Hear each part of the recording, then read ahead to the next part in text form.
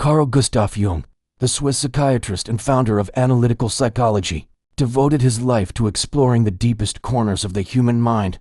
Unlike Freud, who emphasized repressed desires and childhood conflicts, Jung looked beyond into the unconscious as a vast living system, a world of archetypes, shadows, and powerful symbols. For Jung, the unconscious was not just a storage place for forgotten memories. It was alive, it was intelligent, and most importantly, it was always communicating with us. But here lies the danger. Most people do not listen. They ignore the whispers of their unconscious until those whispers become screams. Jung often warned that the psyche gives us signs, subtle signals, that something deep inside us is wrong. And the most dangerous thing we can do is to ignore those signs. This script is not about ordinary bad habits or simple stress.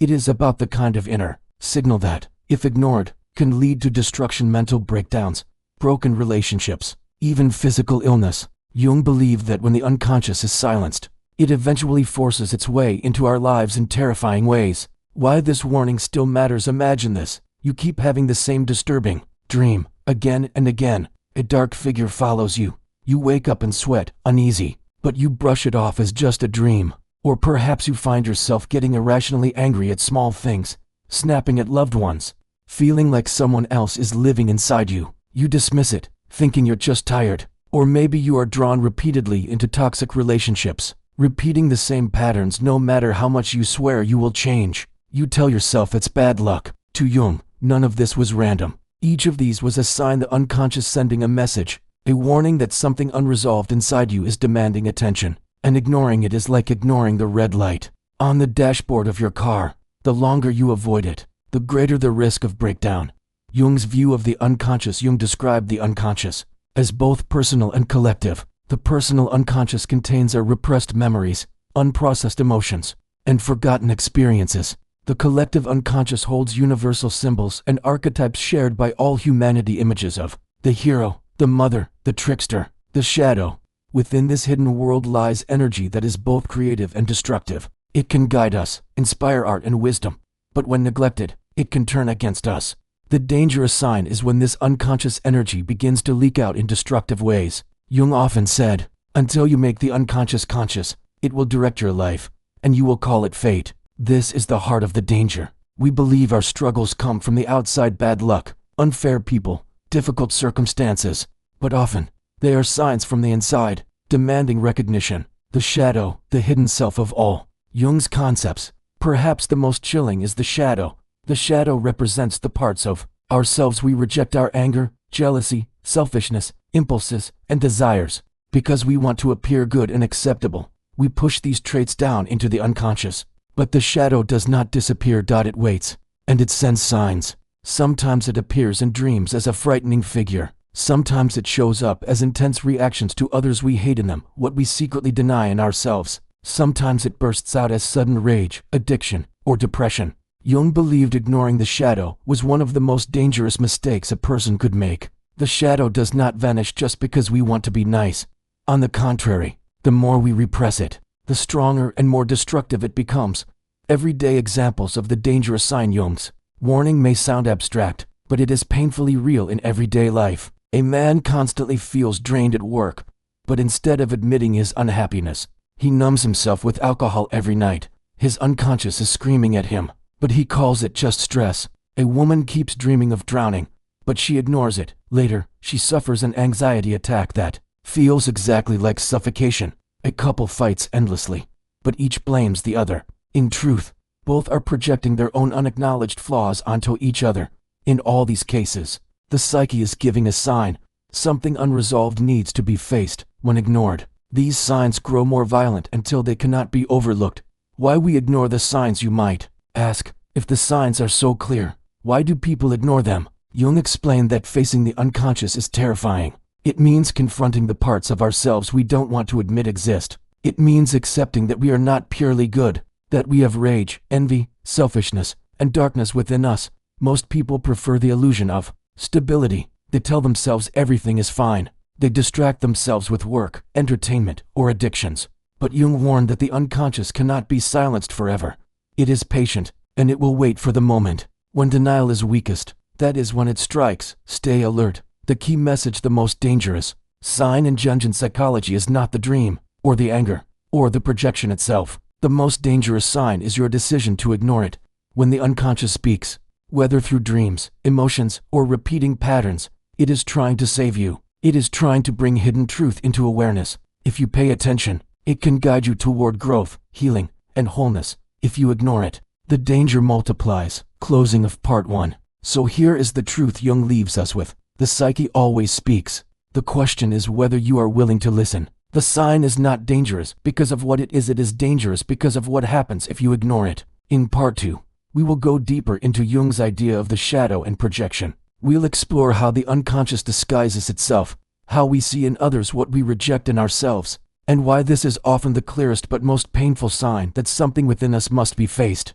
In part 1, we saw how Carl Jung warned us about the most dangerous sign in psychology, ignoring the signals of the unconscious. Now we must go deeper, because Jung discovered that the unconscious rarely shows itself directly. Instead, it hides, disguises, and projects itself onto the world around us. This is where things get complicated and dangerous. The psyche does not just whisper through dreams or emotions. It uses other people as mirrors. When we are unwilling to face our own darkness, we unconsciously place it onto others. This is what Jung called projection. What projection really is one of Jung's most important and terrifying insights. It works like this. Suppose you have hidden anger you don't want to admit. Instead of acknowledging it, you see anger in everyone else. Suddenly, your boss, your spouse, your neighbor, all of them seem to angry. In reality, it's your own anger you're refusing to face. Or perhaps you feel jealousy you cannot accept. Rather than confronting it, you become convinced your partner is secretly jealous of you. Maybe you've repressed your selfishness. You pride yourself on being selfless, yet you constantly notice how selfish everyone else seems. In each case, the unconscious content is projected outward. You see in others what you cannot accept in yourself. Why projection is so dangerous? For Jung, projection was not just a psychological curiosity. It was one of the most destructive forces in human life. Why? Because projection blinds us. Instead of recognizing our own flaws, we fight them in others. We wage wars, destroy relationships, and create endless conflict, all while believing we are innocent. Jung wrote, everything that irritates us about others can lead us to an understanding of ourselves. But when we refuse this understanding, irritation becomes hatred, and hatred destroys. This is why Jung considered projection one of the most dangerous psychological signs. It is the unconscious trying to get your attention. But instead of looking inward, you attack outward. Historical examples of projection. History itself is full of dangerous projections. In times of crisis, societies often project their own shadow onto scapegoats. Witch hunts, ethnic persecution, and even genocides have roots in collective projection. The group refuses to face its own darkness, so it hunts for evil outside. Political leaders often exploit projection. They point to an enemy who supposedly embodies all the flaws of the nation. The people, unaware of their own shadow, follow blindly. Religious history is full of projections too. People condemn others as sinners, heretics, or infidels without realizing they are condemning the very impulses they secretly carry within themselves. For Jung, these were not random events. They were signs of a collective unconscious gone unexamined. Shadows denied and projected onto the world. Everyday projection in relationships. Projection doesn't just happen in politics or history. It happens in our daily lives, often with devastating results. A husband accuses his wife of being unfaithful, while he himself is tempted by infidelity. A parent criticizes their child for being lazy, when in truth they are repressing their own desire for rest and freedom. A friend constantly calls others selfish, but secretly feels guilty about their own inability to give. These projections poison relationships. Instead of honest dialogue, people fight ghosts, the parts of themselves they cannot admit. Jung saw this again and again in his patients. They were convinced the problem was out there, when the true sign was in here. Dreams as warnings of projection. One of the clearest ways the unconscious reveals projection is through dreams. Jung's patients often dreamed of being chased, attacked, or confronted by strange figures. At first, they thought these dreams were warnings about dangerous people in their lives, but Jung taught them to look deeper. The threatening figure often represented a part of themselves they had denied. For example, a dream of a thief breaking into the house might symbolize the dreamer's own suppressed desires, breaking into consciousness. A nightmare of being attacked by a monster might symbolize the shadow, the repressed anger, lust, or power hidden inside. Jung saw these dreams as crucial signs. If ignored, the projection would only grow stronger, leading to real-life conflicts and breakdowns. Why we fear owning the shadow? Why do we project instead of accepting our flaws? Jung believed it is because the ego, the part of us that wants to be good and in control, cannot tolerate admitting darkness. We want to be seen as loving, not hateful. We want to be seen as generous, not selfish. We want to be seen as disciplined, not weak. So instead of facing the truth, we bury it. But buried energy does not disappear, it leaks out as projection. To Jung, this is one of the most dangerous signs because the more we deny the shadow, the more power it gains. What begins as irritation can grow into obsession, and obsession into destruction. Recognizing projection. The red flags. Jung believed that we can detect projection if we are alert. He offered clues. Excessive emotion. If someone or something triggers an extreme reaction in you, far beyond what seems reasonable, it may be your shadow being projected. Repetition. If you keep meeting the same kind of person or facing the same problem, chances are it's not them, it's you. Blind spots. If everyone around you notices something about you that you deny, it may be projection at work. The key is awareness. When you feel unusually angry, jealous, or judgmental, Jung would ask, what in myself does this reflect? Turning danger into growth. The dangerous sign of projection does not have to destroy you. If recognized, it can become a doorway to growth. Instead of blaming your partner for being selfish, ask, where in my life am I failing to give or failing to set boundaries? Instead of condemning someone for being arrogant, ask, where am I denying my own need for confidence and power? Instead of obsessing over someone's flaws, ask, what part of me is hiding behind this anger? Jung called this shadow integration, the process of owning your hidden parts instead of projecting them. The cost of ignoring projection. But if you refuse to integrate, the cost is high. Jung warned that unacknowledged projections can lead to endless relationship conflicts, self-sabotage in career and goals, depression and anxiety as the psyche turns against itself. In extreme cases, breakdowns and psychosis as the shadow fully takes over. This is why Jung considered projection one of the most dangerous signs of all. It is not just about conflict with others. It is about the risk of losing yourself. Closing of part 2. So here is the warning Jung gives us. Be alert to projection. When you feel extreme anger, judgment, or irritation, pause. Ask yourself, is this truly about them or is it a sign about me? The unconscious does not always speak directly. Often, it hides in others' faces, forcing you to confront yourself through the mirror of projection. To ignore this is to live blind, trapped in endless conflict. In part 3, we will explore Jung's concept of psychological possession, what happens when the shadow, or other archetypes, completely take over the personality. This, Jung believed, was the most terrifying consequence of ignoring the dangerous signs of the unconscious. In part 1, we explored how ignoring the unconscious is a dangerous sign. In part 2, we uncovered projection, the shadow hiding in plain sight by disguising itself in others. Now we reach an even more terrifying stage, psychological possession. Carl Jung described possession as what happens when an archetype or hidden part of the unconscious completely takes control of a person's mind and behavior. At this stage, you are no longer truly yourself. You are being lived by something deeper, something older, something powerful. What is possession? To understand possession, imagine this. Instead of you having emotions, your emotions have you. Instead of you experiencing anger, anger consumes you until you are nothing but anger itself. Instead of you choosing jealousy, jealousy drives your thoughts, words, and actions. In such moments, your ego, the conscious I you identify with, is dethroned. The unconscious steps into the driver's seat. Jung often compared this to an invasion or seizure of the personality. Archetypes as living forces. Jung believed the unconscious was not just a storage of forgotten memories. It was alive. It contained archetypes, universal patterns of thought and behavior that all humans share. These archetypes are powerful. They are the warrior, the mother, the trickster, the shadow, the lover, the sage, and many more. Normally, they influence us in balanced ways, but if we repress or deny them too strongly, they can rise up and take over. When this happens, Jung said, we are possessed. We stop acting like individuals and instead become mouthpieces for an archetype. Everyday examples of possession. Possession is not only a rare, extreme event. It happens in everyday life, though in milder forms. A man who is normally kind suddenly explodes with rage, shocking himself and others. In that moment, he is possessed by the archetype of the warrior or destroyer. A mother who deeply fears abandonment may become controlling, smothering her child. She is possessed by the archetype of the devouring mother.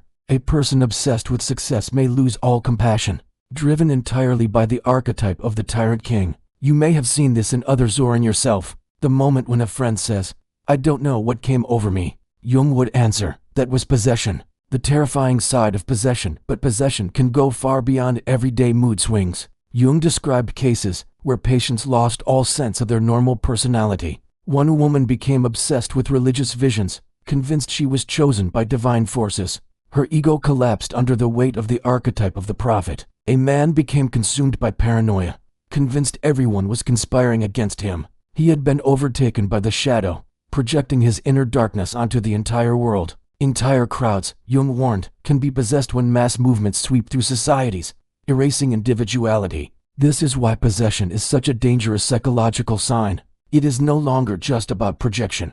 It is about losing the very boundaries of self. Collective possession. When groups lose their minds, Jung was especially worried about collective possession. He lived through World War I and World War II, and he saw firsthand how entire nations could be overtaken by archetypal forces. In Nazi Germany, millions were swept into possession by the archetype of the warrior combined with the shadow. Ordinary people did unspeakable things they would never have imagined as individuals. In times of revolution, crowds often become possessed by archetypes of destruction and rebirth. They chant, march, and act as if they are one body, one mind. Jung called this the herd instinct. But deeper than instinct, it was archetypal possession on a mass scale. He warned that whenever individuals refuse to confront their unconscious, the collective unconscious takes over through movements, ideologies, and fanaticism. How to recognize possession? Possession can be subtle or dramatic. Jung suggested looking for signs such as loss of control. You feel overtaken by an emotion or impulse you cannot stop. Radical shift in personality. People around you say, "You're not acting like yourself." Fanaticism.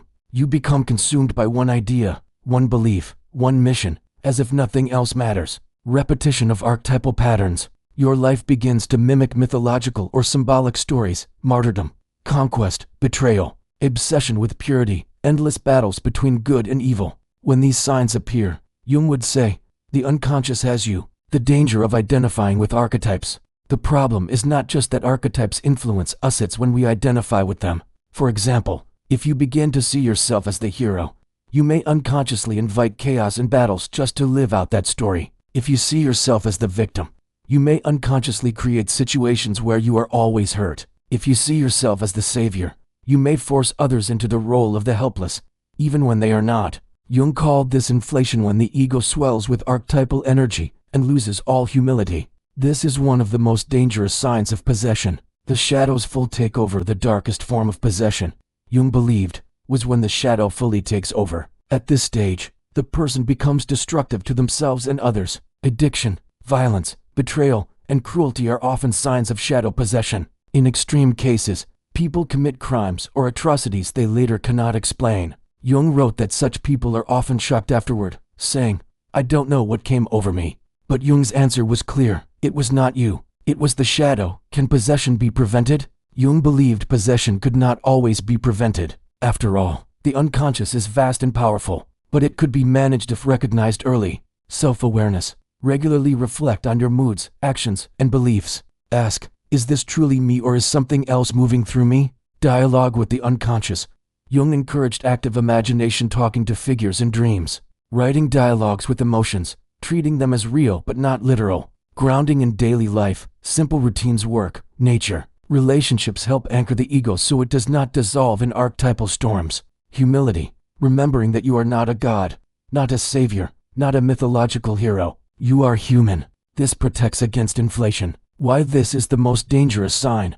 Projection is dangerous because it blinds you to yourself. But possession is more dangerous because it steals yourself. You are no longer in dialogue with the unconscious, you are swallowed by it. You lose freedom, individuality, and awareness. For Jung, this was the ultimate psychological danger, to become nothing more than a mask worn by the unconscious. Closing of part 3. So, what does Jung's most dangerous psychology sign look like in its darkest form? It looks like possession. When the shadow, or any archetype, takes over, you lose yourself. But remember, Jung never left us in despair. He believed that by becoming aware of these signs, by recognizing projection and possession, we can reclaim balance. In part 4, we will explore the solution, Jung's process of individuation. This is the path of integrating the shadow, balancing the archetypes, and living as a whole self. If ignored, the unconscious can destroy us, but if faced bravely, it can transform us. We have journeyed deep into Carl Jung's warnings. In Part 1, we uncovered the danger of ignoring unconscious signs. In Part 2, we explored the projection of the shadow. In Part 3, we faced the terrifying reality of possession. Now, in Part 4, we turn to the ultimate question: what do we do about it? Jung did not leave us trapped in fear. His life's work was not only about identifying the dangers of the unconscious, but also about discovering a way to transform them. That way is called individuation. What is individuation? Individuation is Jung's term for the process of becoming whole, of integrating all the different parts of yourself into a balanced, unified self. Most people live divided lives. On the surface, we present the persona, the mask we wear in society, the polite, acceptable version of ourselves.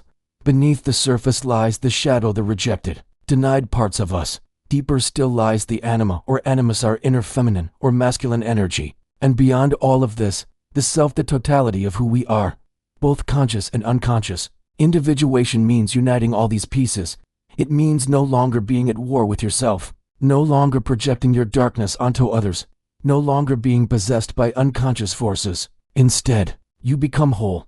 Why individuation is necessary? Jung believed individuation was not optional. If you do not pursue wholeness consciously, the unconscious will push you toward it through crises, breakdowns, and dangerous signs. In his words, there is no coming to consciousness without pain.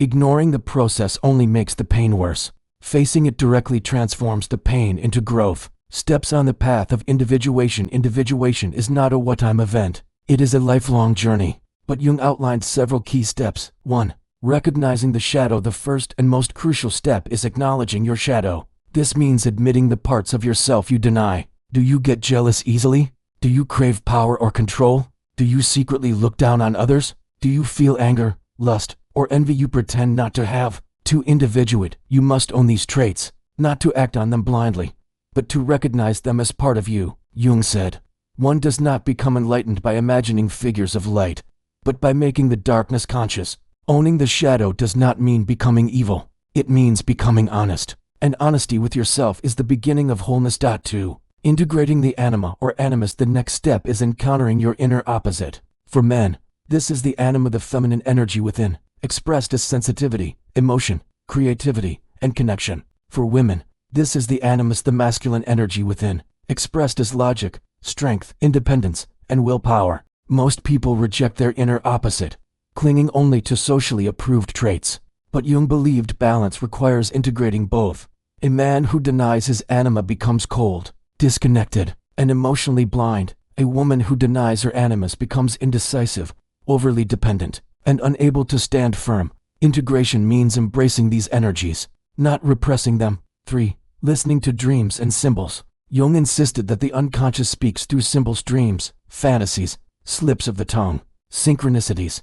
Individuation requires learning this symbolic language. For example, dreaming of drowning may symbolize being overwhelmed by emotions. Seeing snakes repeatedly may symbolize transformation and rebirth. Meeting strangers in dreams may represent hidden parts of yourself. Instead of dismissing these as random, Jung taught us to ask, what is my unconscious trying to say? 4. Facing archetypes consciously. Archetypes like the hero, the mother, the trickster, and the shadow will always influence us. The danger comes when we are possessed by them. The solution is to face them consciously. This means recognizing when you are living out an archetypal role, asking whether it truly serves you, refusing to identify completely with any archetype.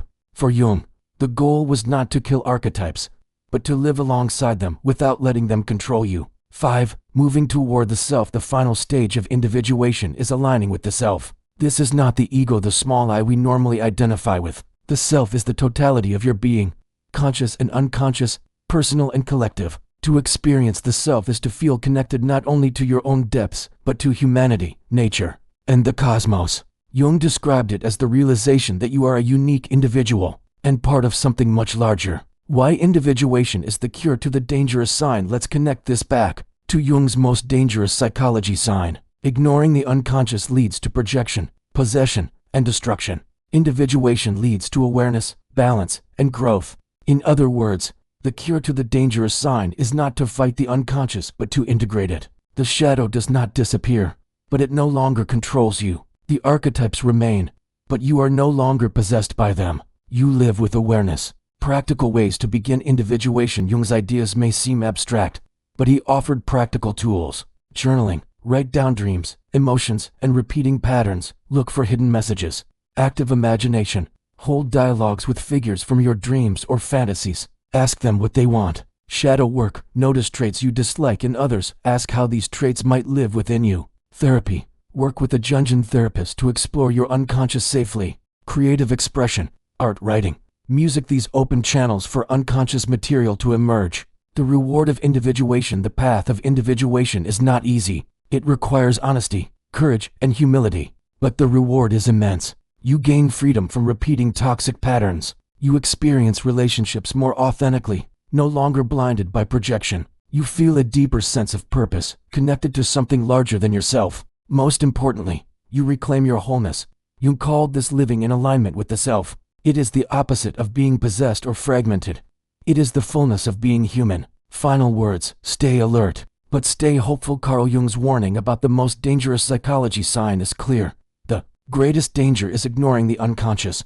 But his message was not despair, it was transformation. The unconscious is not your enemy. It is your teacher. The shadow is not evil. It is your hidden strength. The archetypes are not chains. They are guides. The danger lies only in blindness. The solution lies in awareness. By walking the path of individuation, you move from danger to destiny, from fragmentation to wholeness, from being ruled by the unconscious to living in harmony with it. This was Jung's greatest gift to psychology and to humanity. The knowledge that within our darkness lies the key to our light.